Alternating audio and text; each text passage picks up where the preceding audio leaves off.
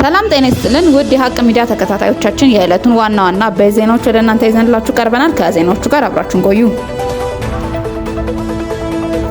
የትግራይ ክልል ጊዜያዊ አስተዳደር ፕሬዝዳንት ከፌደራል መንግስት ጋር ለመወያየት ትላንትና በስቲያ አዲስ አበባ ገቡ። የትግራይ ጊዜያዊ አስተዳደር ፕሬዝዳንት ሌተናል ጀነራል ታደሰ ወረደ ትላንትና ከመቀሌ ተነስተው አዲስ አበባ መግባታቸው ተሰምቷል። ፕሬዝዳንቱ ከፌደራል መንግስት ጋር ለሚደረገው ውይይት የልኡካን ቡድኑን እየመሩ አዲስ አበባ ማቅናታቸውን የትግራይ ጊዜያዊ አስተዳደር ባወጣው ቢሮ መግለጫ አስታውቋል። ቢሮ ከትላንትና በስቲያ ባወጣው ይፋዊ ሚዲያ ትስስር ገጹ ላይ ያወጣው መግለጫ እንደሚያመለክተው የጉብኝቱ ዓላማ ከፌደራል መንግስት ባለስልጣናት ጋር በአጠቃላይ ጉዳዮች ላይ ለመወያየት እንደሆነ ገልጸዋል። ይሁን እንጂ መግለጫው ስለ ውይይቱ ዝርዝር አጀንዳም ሆነ ሌተናል ጀነራል ወደሚያገኛቸው የፌደራል መንግስት ስራዎች ኃላፊነቶች አልተናገረም። ጉብኝቱ የሚከናወነው በትግራይ ክልል በሁለት ዓመታት የዘለቀው ጦርነት እንዳበቃ የፕሪቶሪያሉ የሰላም ስምምነት ከተፈረመ 3 ዓመቱን ቢይዝም በሰሜን ኢትዮጵያ ያለው ፖለቲካዊና የጸጥታ ሁኔታም አሁንም እርግጠኝነት በጎደለው ሁኔታ ላይ መገኘቱ ይታወቃል። ምንም እንኳን ስምምነቱ መሰረታዊ አገልግሎቶችን መልሶ ማስጀመር፣ የክልሉን አስተዳደር መመለስ ጨምሮ ዋና ዋና ተነሳሽነቶች በዝርዝር ቢያስቀምጥም የእነዚህ ነገሮች ተግባራዊነት ወጥነት ባልሆነ መንገድ የተፈጸመ መሆኑን ተናግረዋል። በመቶ ሺዎች የሚቆጠሩ ሰላማዊ ሰዎችን መፈናቀል፣ በምዕራብ ትግራይ እስካሁን አልባ የሆኑ አለመግባባቶች መቀጠላቸውን፣ በክልሉ የፌደራል መከላከያ ሰራዊት ውጪ የታጠቁ ኃይሎች መኖራቸውና የተለያዩ ጉዳዮችን ጠቅሰው እንደሚወያዩ እየተገለጸ ይገኛል። በተጨማሪም ትግራይ ከበባ ውስጥ ናት። የህወሓት የነዳጅ እጥረትና የኢኮኖሚ እንቅስቃሴ መክታት በመጥቀስ በትግራይ አዲስ ከበባ ውስጥ መሆኗን ተገልጿል። ህወሓት የፌደራል መንግስት ላለፉት 10 ወራት በትግራይ የነዳጅ አቅርቦት መገደቡና በትራንስፖርት በኢኮኖሚ እንቅስቃሴና መሰረታዊ ማህበራዊ አገልግሎቶች ላይ መስተጓጎል ፈጥሯል ሲል ገለጸ። ይህም የፕሪቶሪያሉ ስምምነት ከተተገበረ ላይ ስጋት መፍጠሩን መግለጹን ህወሓት ተናግሯል። ህወሓት ከትላንትና ታህሳስ 8 ቀን 2018 ዓ.ም ባወጣው መግለጫ የፌደራል መንግስት ለትግራይ ጊዜያዊ አስተዳደር የሚያስተላልፈውን የበጀት ድጋፍ ማገዱን ገልጾ ይህም ከጤና ከትምህርትና የውሃ አቅርቦት የመጸዳጃን ጨምሮ የመንግስት ስራ እንቅስቃሴዎች እንዲስተጓጎሉ ከማድረጉም በላይ የመንግስት ሰራተኞች ደሞዝ ሳይከፈላቸው እንዲቀሩ ማድረጉን ገልጸዋል። መግለጫው አክሎ በትግራይ መልሶ ማቋቋም ኢፈርት ስር ያሉ ኩባንያዎች የባንክ አካውንታቸው መታገዱን ተናግሮ ይህም የድርጅት ስራ እንቅስቃሴ እንዲቆምና ከ10 ሺህ የሚቆጠሩ ሰራተኞች ያለ ደሞዝ እንዲቀሩ አድርጓል። የኢትዮጵያ መንግስት ወደ ትግራይ የሚገባውን የነዳጅ አቅርቦት በከፍተኛ ሁኔታ ከገደበው 10 ወራት ሊሞላው ተቃርቧል ያለው የህወሓት ይህም የህዝብ የጭነት ትራንስፖርቶችና የኢኮኖሚ እንቅስቃሴዎች እንዲሁም ለህፃናትና ለእናቶች የሚሰጡ የድንገተኛ አምቡላንስ አገልግሎቶች ላይ እንቅፋት እየሆነ መሆኑን በዝርዝር ተናግረዋል። በሌላ ዜና የአቶ ጌታቸው ረዳ የፕሪቶሪያሉ የሰላም ስምምነት እንደ ግዴታ ሊወሰድ ይገባል አሉ።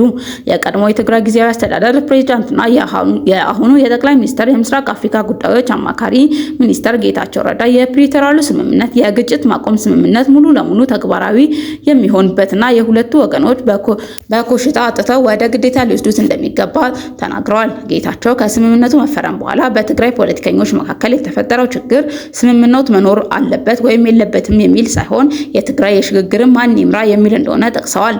አክለውም የፕሪቶሪያሉ ስምምነት የፖለቲካ ኃይሎችን አንድነትና ስምምነት ለቡድናዊ ጥቅም ሲያውሉት ሰላም ምን ያህል እንደሚሻክር በግልጽ አሳይቷል ብለዋል።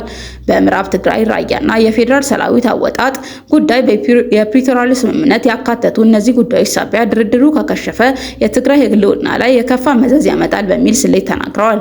የፌደራል መንግስቱ ተደራዳሪ ልዑክ ወደ ትግራይ የሚቋቋመው ጊዜ አስተዳደር ምዕራብ ትግራይና ራያ ላይ ቁጥጥር እንዳይኖረው የሚያክል አንቀጽ ለማስገባት ተሞክሮ እንደነበር አቶ ጌታቸው ረዳ የጠቀሱ ሲሆን ሆኖም ያ አንቀጽ ቢገባ ድርድሩ ይከሽፍ ነበር ሲሉ ተናግረዋል። ምርጫው በትግራይ ክልል ካልተካሄደ በአዲስ አበባ እወዳደራለሁ ሲል የባይቶም ፖለቲካዊ ፓርቲ ተናገረ። በትግራይ ክልል ሲንቀሳቀስ የቆየው ተቃዋሚው ባይቶምና ፓርቲ በመጨረሻም ግንቦት በሚደረገው ሀገራዊ ምርጫ ለመሳተፍ ዝግጅት እያደረገ መሆኑን ዘግቧል። ፓርቲው በትግራይ ክልል ምርጫ ካልተካሄደ በአዲስ አበባ ከተማ ለመወዳደር ወጥኖ የተንቀሳቀሰ እንደሆነ ተረድተናል። ፓርቲው በአማራ ክልሎች ላይ የመወዳደር ውጥን ያለው ቢሆንም ሁለቱ ክልሎች የምርጫ ለመሳተፍ አስቻይ ሁኔታ የለም ብሎ እንደሚያምን አስረድቷል። ፓርቲው በትግራይ ክልል ምርጫ ማካሄድ የሚቻልባቸው ሁኔታዎች ላይ ከብሔራዊ ምርጫ ቦርድ ጋር ንግግር መጀመሩን ተናግረዋል። የሰሜን ኢትዮጵያ ጦርነት ተከትሎ የፓርቲው ፈቃድ ተሰርዞ የቆየ ሲሆን ሚያዝያ ወር 2016 ዓ.ም ግን ፓርቲው በሀገር አቀፍ ደረጃ ለመንቀሳቀስ የሚያስችለውን ፈቃድ እንዳገኘ ይታወሳል። የጋምቤላ ከተማ የፖሊስ አዛዥ መገደሉን ተከትሎ ግጭት ተቀሰቀሰ። የጸጥታ መዋቅሩን በጎሳ መከፋፈሉን ስጋት እንደደቀነ ተገልጿል።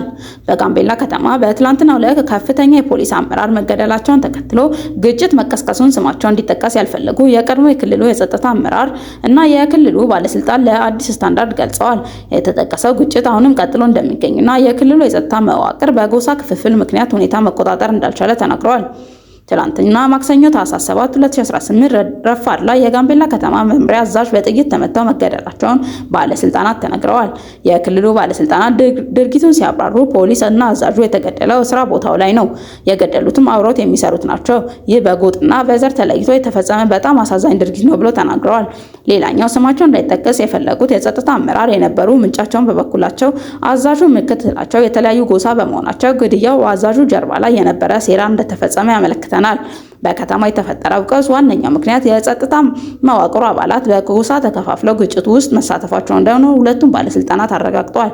የጸጥታ አመራሩም ፖሊስ ሆነው ነገር ግን አማጽያንን ሆነው ታጥቀው የሚዋጉ አባላት አሉ፣ ይህ ደግሞ የማይካድ ሀቅ ነው በማለት ጉዳዩን አጽንኦት ሰጥተው ተናግረውታል።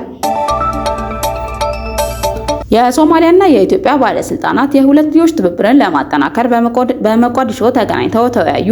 የሶማሊያው የውጭ ጉዳይና ዓለም አቀፍ ትብብር ሚኒስትር አብዲሳ አብዲ የሶማሊያና ኢትዮጵያ አምባሳደር ሱሌይማን ደጋግፎ በሞቃዲሾ ተገናኝተው ተወያይተዋል። ውይይቱ ያተኮረው የሁለቱ ሀገራት መካከል ያለውን ግንኙነትና ቀጠናዊ ትብብር ይበልጥ በማጠናከር ላይ መሆኑን ተገልጿል። በከፍተኛ ደረጃ የተካሄደው የዚህ ስብሰባ ላይ የሁለቱ ሀገራት ባለስልጣናት እንደ ንግድና ኢንቨስትመንት፣ ኢኮኖሚያዊ ልማት ባሉ ዘርፎች ላይ ስትራቴጂያዊ ትብብር በማሳደግ የሚቻልባቸውን መንገዶች ተወያይተዋል። በተጨማሪም በአፍሪካ ቀንድ ሰላምና ደህንነትን ለማጠናከር የሚደረገው የጋራ ጥረትን በማጠናከር የሚቻልባቸው ጉዳዮች ላይ ትኩረት ማድረጋቸውን ጠቁመዋል። እንደ ሽብርተኝነትና ድንበር ተሻጋሪ ወንጀሎችና ፖለቲካዊ አለመረጋጋት ላይ ላሉ ቀጠናዊ ተግዳሮቶች የተቀናጀ ምላሽ መስጠት አስፈላጊ መሆኑን አጽንኦት ሰጥተው ተናግረዋል። ውይይቱም በሁለቱ ጎረቤት ሀገራት መካከል ያለውን የቆየ ግንኙነት የጎላ ሲሆን ኢኮኖሚያዊ መረጋጋትና የመሰረተ ልማት ፕሮጀክቶች ይበልጥ ማጠናከር የሚቻልባቸውን እድሎችን ላይም መክረዋል። ሁለቱ ወገኖች ለህዝቦቻቸው ጥቅም ሲባል መረጋጋትና ብልጽግና፣ ጠንካራ የሁለትዮሽ ግንኙነት ለማምጣት በቅርበት መስራት ያለባቸው ቁርጠኝነት በተደጋጋሚ ማረጋገጣቸው ተገልጿል። ረጅም ድንበር የሚጋሩ ታሪካዊ ትስስር ያላቸው ሶማሊያና ኢትዮጵያ በቅርብ ዓመታት ውስጥ ዲፕሎማሲያዊና ደህንነታዊ ትብብራቸውን አጠናክረዋል። በተለይ የሽብር ቡድኖችን ለመዋጋትና ቀጠናዊና የልማት ውጥኖችን ለመደገፍ የሚደረጉ ጥረቶች ላይ ትኩረት እየሰጡ መነጋገር እንደሚገባቸው ተናግረዋል። በተጨማሪም ጠቅላይ ሚኒስትር አብይ አህመድ የሶማሊያ ፕሬዝዳንትን ሐሰን ሼክ አህመድን ተቀብለው አነጋገሩ። የሶማሊያ ፌዴራል ሪፐብሊክ ፕሬዝዳንት ሐሰን ሼክ ሞሃ ለአንድ ቀን የስራ ጉብኝት ተቀብለው ማነጋገራቸውን ጠቅላይ ሚኒስትር አብይ አህመድ ተናግረዋል። ጠቅላይ ሚኒስትሩ በይፋዊ ፌስቡክ ገጻቸው ላይ ባሰፈሩት ጽሑፍ ላይ ባለፈው አንድ ዓመት የሰራናቸው የቆየነውን የሁለትዮሽ ግንኙነቶችን ውይይቶችን መቀጠልና ፍሬያማ ውይይት አድርገናል ሲሉ ገልጸዋል። በተጨማሪም ውይይቱ የውል ቅድሚያ ግንኙነቶችን ለመከወን ብሎም ለጠንካራ ግንኙነት ቀጠናዊ መረጋጋትና ልማት ያለውን ቁርጠኝነት በድጋሚ ያጸና ነበር ብለዋል። ጠቅላይ ሚኒስትር አብይ አህመድ እንደገለጹት የሶማሊያ ውጭ ጉዳይና ዓለም አቀፍ ትብብር ሚኒስትር አብዲሳ ሰላምም የሶማሊያና የኢትዮጵያ አምባሳደር ሱሌይማን ደጋፎ ጋር በሞቃዲሾ ተገናኝተው መወያየታቸው ተከትሎ ነው።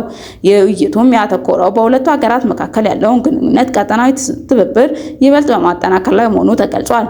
በከፍተኛ ደረጃ በተካሄደው በዚህ ስብሰባ ላይ የሁለቱ ሀገራት ባለስልጣናት እንደ ንግድና ኢንቨስትመንት፣ ኢኮኖሚያዊና ልማት ዘርፎች ላይ ያላቸውን ስትራቴጂያዊ ትብብር የሚያሳድጉባቸውን መንገዶች ተወያይተዋል። በተጨማሪም በአፍሪካ ቀንድ ሰላምና ደህንነት ለማስጠበቅ የጋራ ጥረትና ማጠናከር የሚቻልባቸው ጉዳዮች ላይ መንገዶችን ጠቁመዋል።